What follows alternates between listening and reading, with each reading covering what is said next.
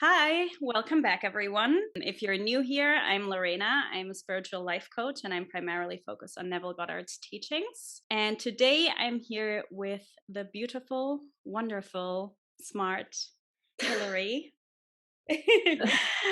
We already did part one of our collaboration on Hillary's channel. So if you've not seen that yet, check that out first. I'm going to link it below. There we talked all about competition versus collaboration, how to deal with jealousy, oneness versus separation, all kinds of fun stuff. On my channel, we're going to talk about self-worth and how to feel worthy of your desires and how you feel confident in your desires. But first, Hillary, do you want to briefly introduce yourself for anyone who's not coming from your channel, but who doesn't know you yet? Yeah, sure. I'm Hillary. I live in Canada and I am a life coach and YouTuber.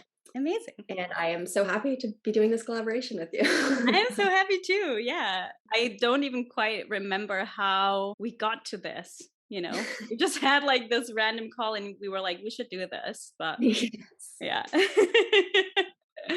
Amazing. So let's get into it. So where we left off on your channel was we were talking about jealousy and how to deal with that and how to change your perception when you're jealous of other people, and you're comparing yourself.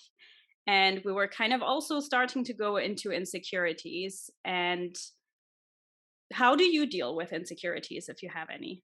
Let's start here. Sure. It's been, I feel like it's been a journey and a long journey. It's not like, oh, just here's this quick fix where you can just get over your insecurity. It's like a, a long uh period of time and it's not, and it hasn't really ended, but um again, as I was mentioning in part one, it's like inner work or healing that you're Mhm. doing.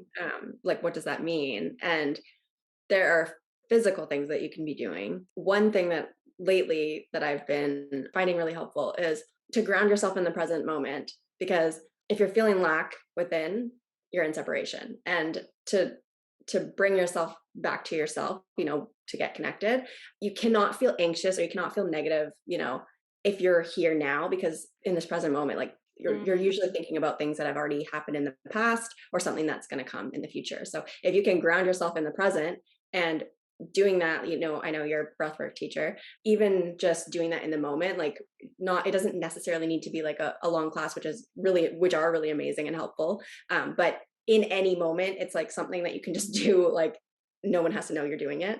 And if something's coming up, like if you're jealous or having the insecurity, it's like, okay, wait a second, let's stop, let's breathe, let's Yeah. come into ourselves. Nothing's wrong. Like, just soothing yourself, Yeah. self-soothing, and coming back to the moment, and coming back to the breath to ground yourself into that moment is one tool that I find really easy and accessible at any time. Yeah, breath is powerful.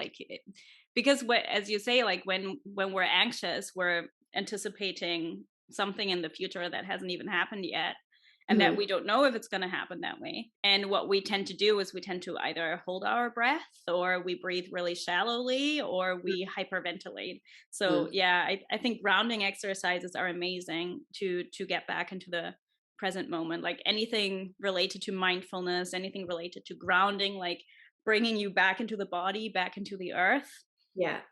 is really, really powerful. And yeah, like insecurities, I have lots of insecurities still. Like I've worked through a lot of them. And now when they come up, I catch them and I'm like, Yeah. look what you're doing. Yeah. And most of the time it's all coming from childhood stuff, in my Mhm. experience, from anything that I've experienced in the past where I felt not worthy.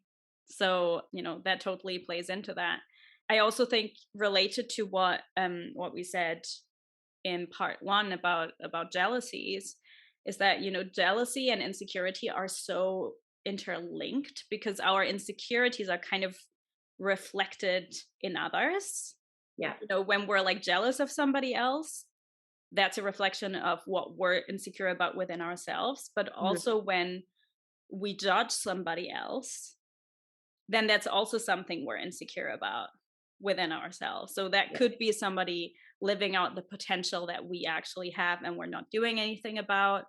If somebody This is something that I used to have actually when I'm somebody who has actually a deep desire to be seen and to be, to be known, to be seen, to be valued. All of those things are like deep core desires of mine. Especially the being seen was something that I never explored.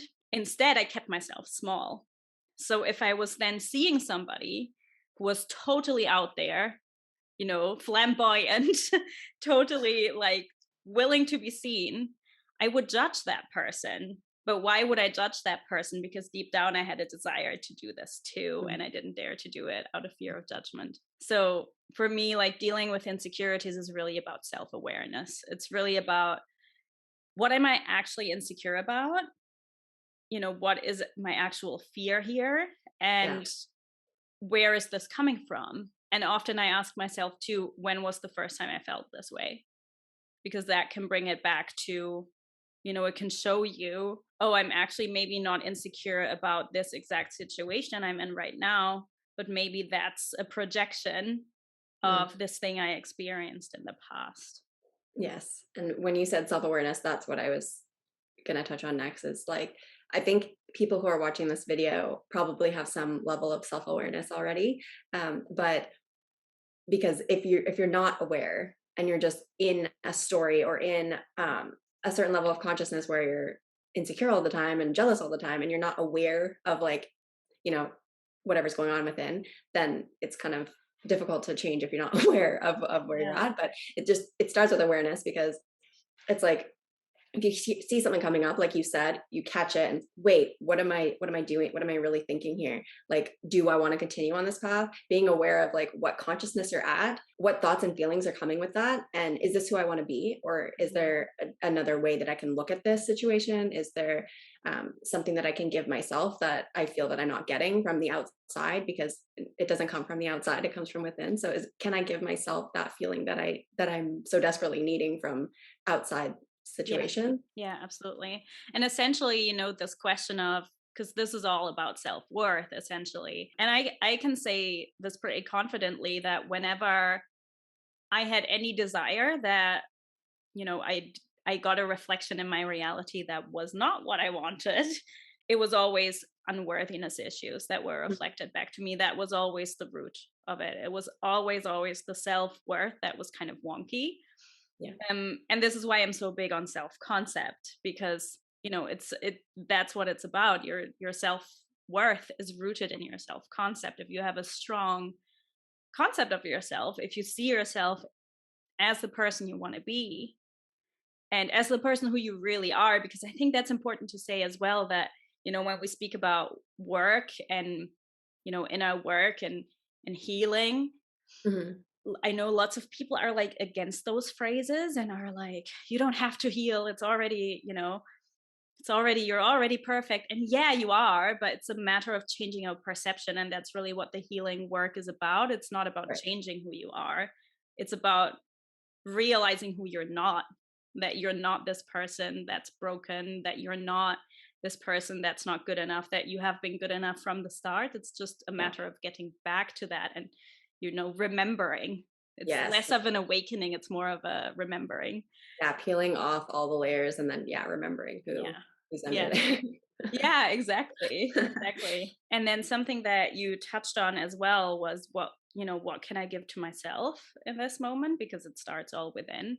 And I think what plays into this as well is self love and just having compassion for yourself Mhm. when you feel insecure or Yeah. when you repeat the same pattern, to just remember that you're always doing the best you can with what you have. You're always acting from a certain state of consciousness, and you're always doing the best you can with the information you have, with the knowledge you have, with the state you're in.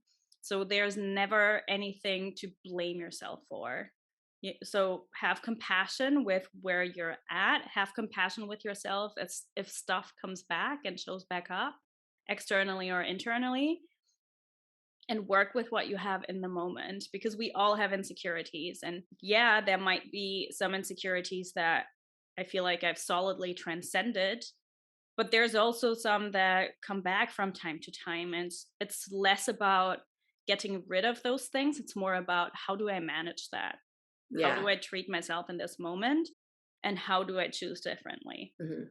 So going back to when, being aware of what consciousness you're in and seeing if Mhm. this is where you want to be at, or if you want to, ascend to a different level of consciousness, Yeah. or a different state of being, or embodying a different version of yourself. I'm reading this book called Mindset. Uh, Mm. and now I forget the author, Carol something. And We'll put it it she talks, in the description box. yeah, yeah. She talks about the fixed versus growth mindset, and she did a lot Right. of studies on children and on adults, uh, and just about how like people are either in one of these two mindsets. They Mm. think, for example, in school, it's like, oh, I'm either just good at this or I'm not, and Mm. if I'm not good at this, then there's no point in trying. And that's just how I am. And then that's the fixed mindset. And then the growth mindset is there's always room for growth, and that just because I'm not good at it doesn't mean that I can't be better.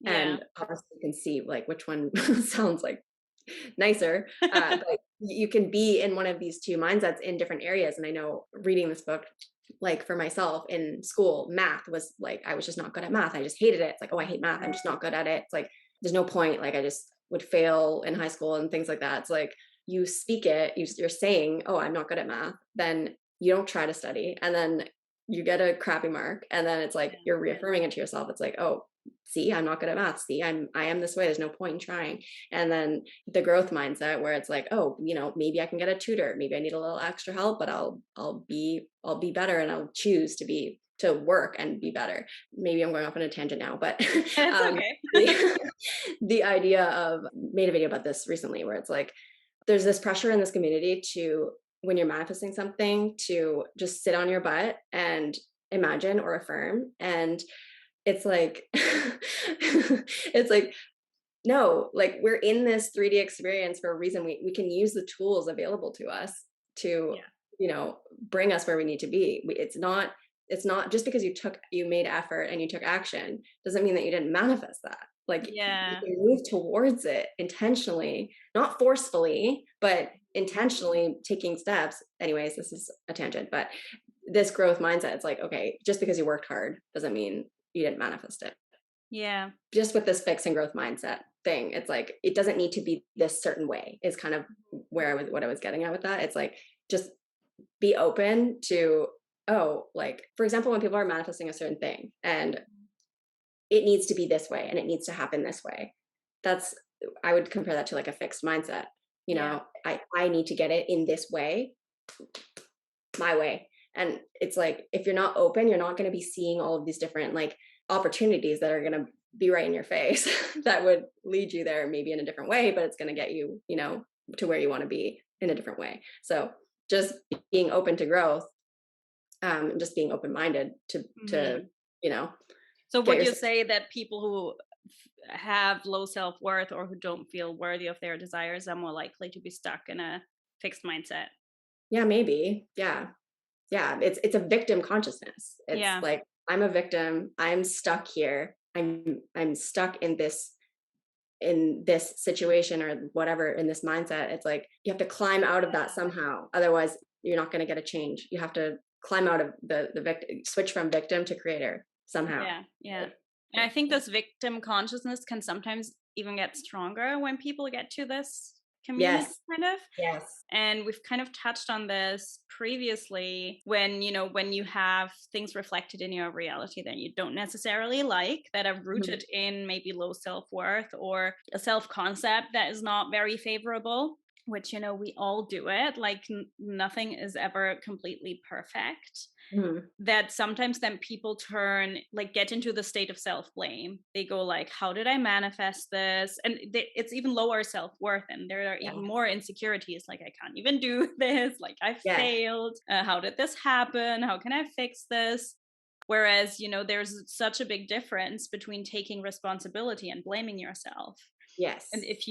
it's one thing to take responsibility, that's so important, and that is actually shows you that you have a lot of self-worth and that you do feel worthy of your desires in a way as well, because you take your power back.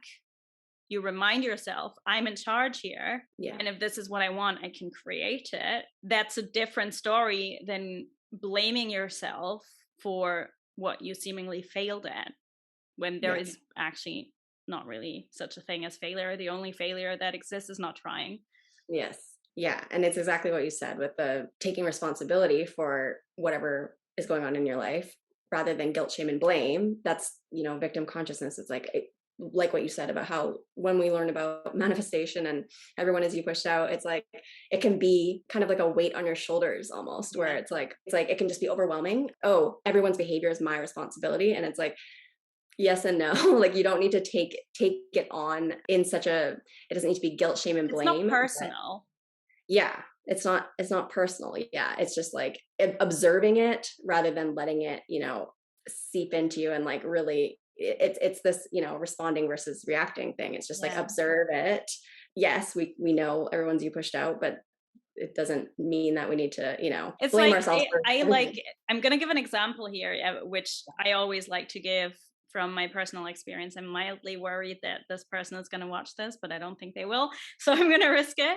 So I had a relationship once with somebody who had a pretty big alcohol problem.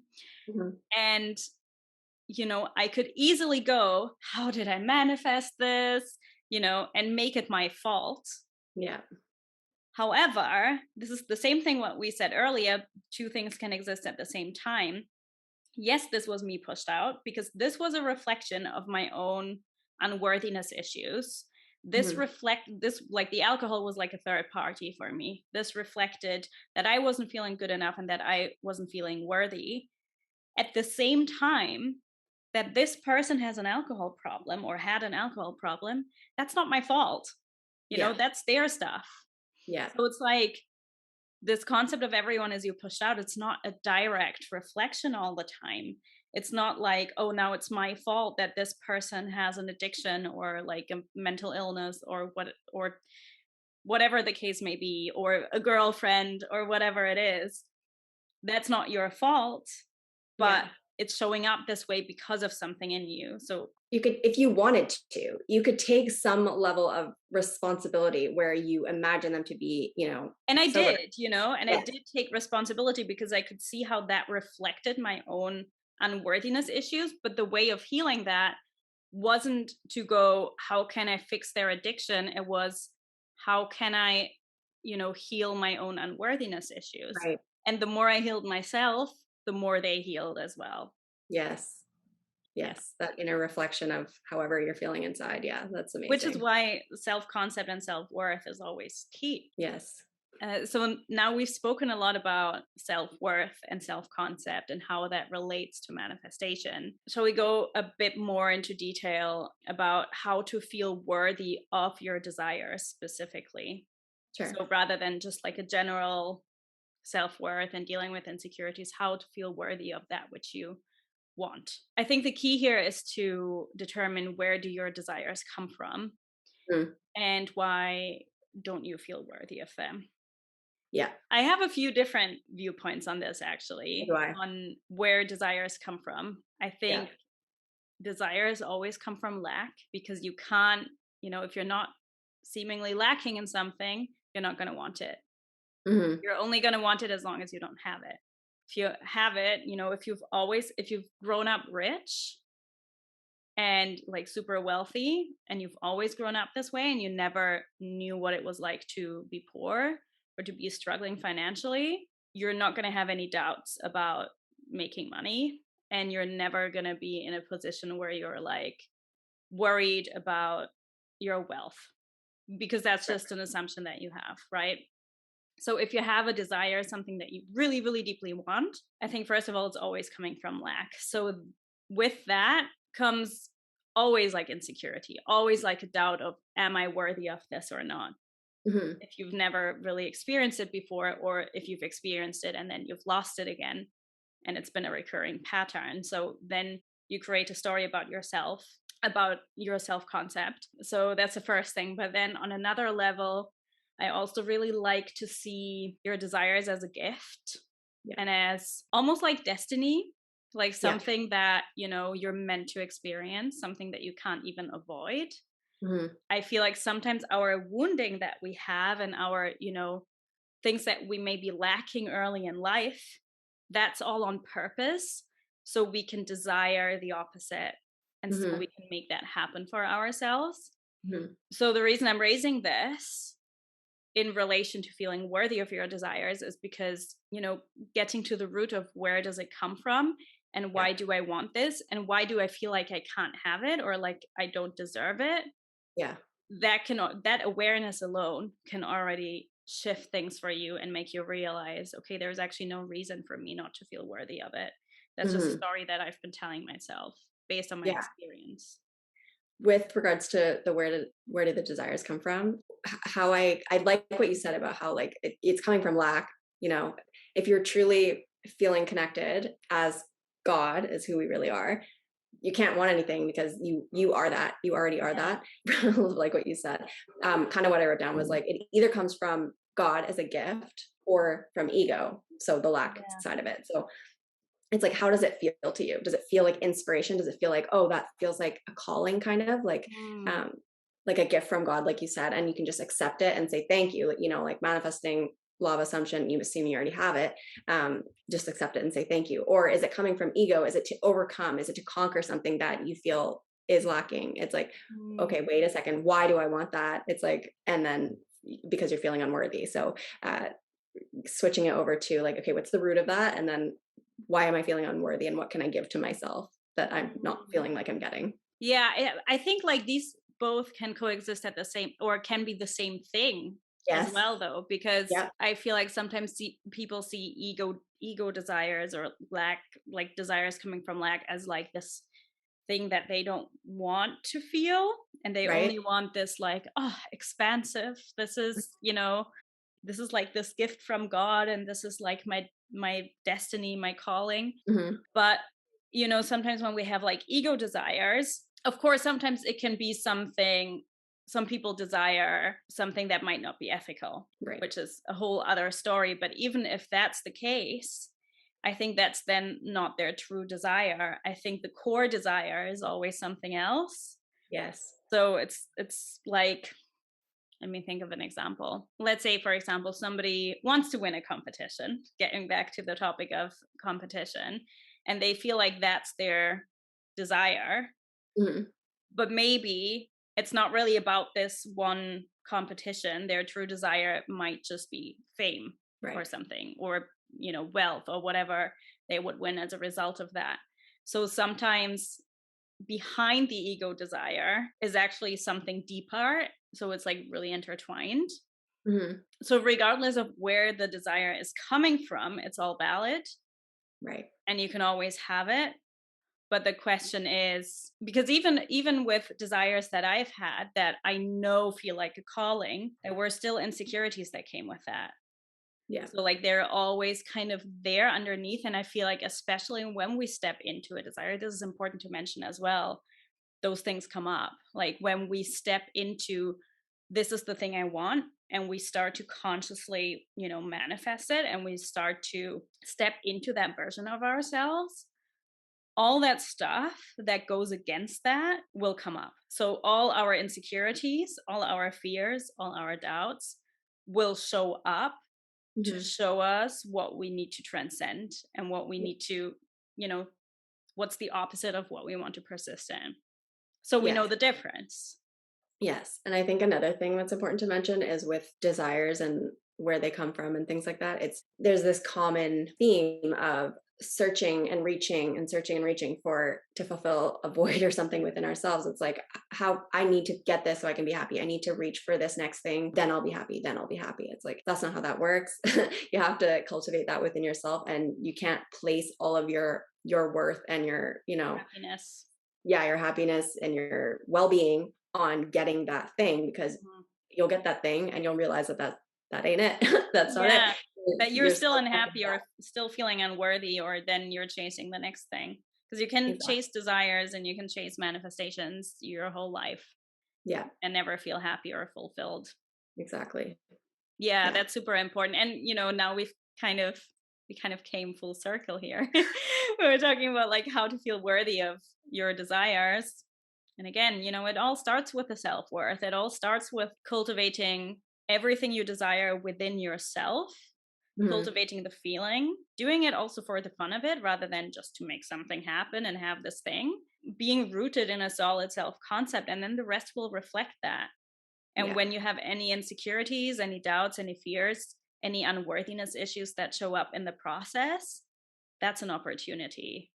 That's Hmm. like, yeah, take that as a gift too, because that's showing you, that's teaching you something, and that's Yeah. giving you the opportunity to go beyond that and transcend it. Yeah. And like when you said, have fun with it rather than controlling and, making something happen, it's like life is not that serious, not taking it so seriously. Like we're here having an experience and it's meant to be experienced like in each moment. And the only moment that exists is right now. So are you having fun and are you enjoying and are you being happy? Like obviously life isn't sunshine and rainbows all the time, but Yeah. if you can cultivate that within yourself in every moment, like it's not that serious. Like just, be playful and have fun with it. Yeah. Treat it like a playground. Yeah. Yeah. Amazing. So I think we covered everything. Thank you so much for being here, Hillary. Thank you so Thanks much for having for me. joining me and talking with me about self worth and how to feel worthy of what you want. Yes. If you haven't checked out part one yet, don't forget to go to Hillary's channel and check that out. And check out her channel in general. It's beautiful, especially that video that you mentioned. That was so good. Thank you. I'm gonna link that too. Thank you for watching, and I'll see you next time. Bye. Bye.